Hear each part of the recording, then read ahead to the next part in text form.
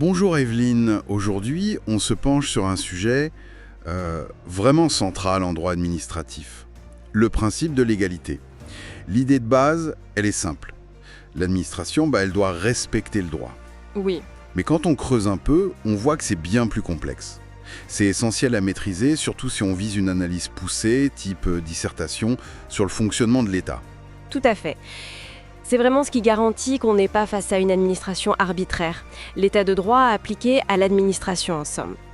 Alors, l'idée, c'est de décortiquer un peu tout ça, d'où il vient, ce droit, quelles sont les conséquences, et puis, est-ce qu'il y a des moments où c'est un peu plus souple ? Justement, ce droit, de quoi parle-t-on exactement? Les sources sont assez variées en fait. On a d'abord les textes écrits, évidemment la Constitution, son bloc. Oui, avec le préambule, qui a une valeur constitutionnelle reconnue au Sénégal depuis 1993. C'est important. Absolument. Et puis les traités internationaux. L'arrêt d'Am Kirkwood le montre bien. Ils sont au-dessus des lois, enfin, sous condition de réciprocité. Exactement. Et la loi elle-même, bien sûr. Sans oublier la théorie de la loi écran, même si elle est moins un obstacle aujourd'hui. Oui, elle a perdu de sa force. Mais il y a aussi, et c'est frappant, les sources non écrites. La jurisprudence, évidemment. Et les fameux PGDD, Oui. les principes généraux du droit. Voilà. L'arrêt Aramu de 1945 sur les droits de la défense, c'est l'exemple type. C'est le juge qui les dégage pour combler des vides. Et attention, il s'impose à l'administration. Juste en dessous de la loi, mais au-dessus des décrets. C'est une nuance clé. D'accord. Et tout ça s'organise de manière hiérarchique, c'est ça? La fameuse pyramide de Kelsen dont on entend toujours parler. C'est exactement ça, appliqué à l'administration. Chaque acte doit respecter la norme supérieure. Un arrêté ne peut pas contredire un décret ne peut pas contredire une loi. C'est une cascade, si on veut. Logique. Et un point intéressant soulevé par l'arrêt commune de Clamart, une autorité est même liée par les règlements qu'elle a elle-même édictés. Elle ne peut pas y déroger comme ça. D'accord, donc un cadre assez strict. Mais alors concrètement, qu'est-ce que ça implique pour l'action administrative au jour le jour? Ça l'oblige à faire quoi ou à ne pas faire quoi? Il y a deux aspects principaux. D'abord, une obligation positive, agir. Quand un texte l'impose, l'administration ne peut pas rester les bras croisés.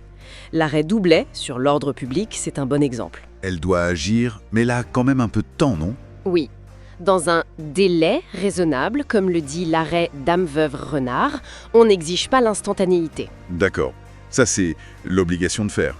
Et l'autre aspect, c'est l'interdiction, j'imagine. C'est ça. L'obligation de ne pas faire, ne pas violer cette hiérarchie des normes, ne pas prendre une décision contraire à une règle supérieure. C'est la contrainte négative, disons. C'est clair.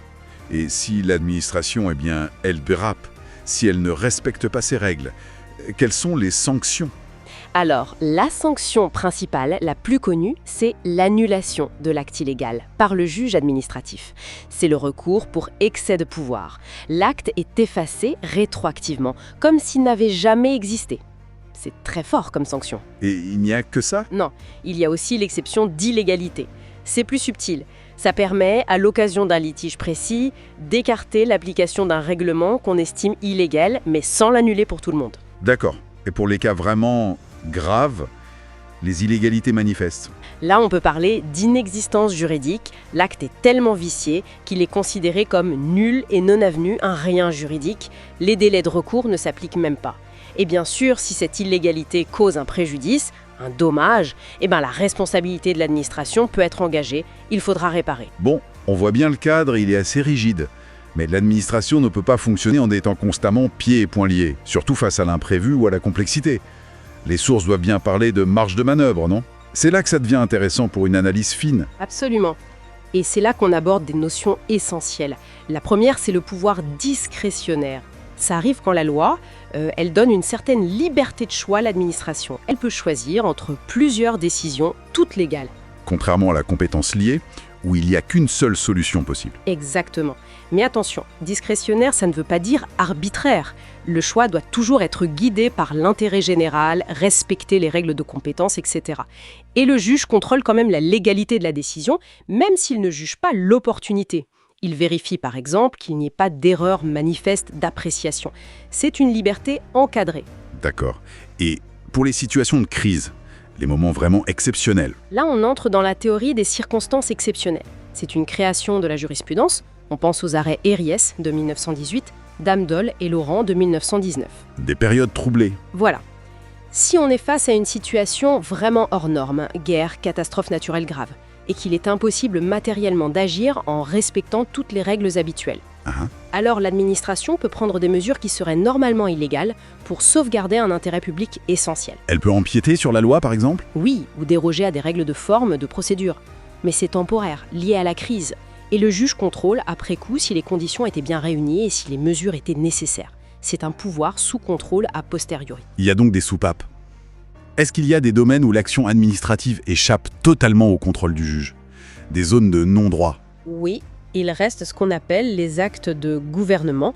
C'est une catégorie assez restreinte aujourd'hui. Historiquement, c'était lié au mobile politique, mais depuis l'arrêt Prince Napoléon, c'est plutôt la matière de l'acte qui compte. Et ça concerne quoi, concrètement? Principalement les actes qui touchent au rapport entre les grands pouvoirs publics, genre la dissolution de l'Assemblée, l'organisation d'un référendum, ou aux relations internationales, négociation de traités, protection diplomatique.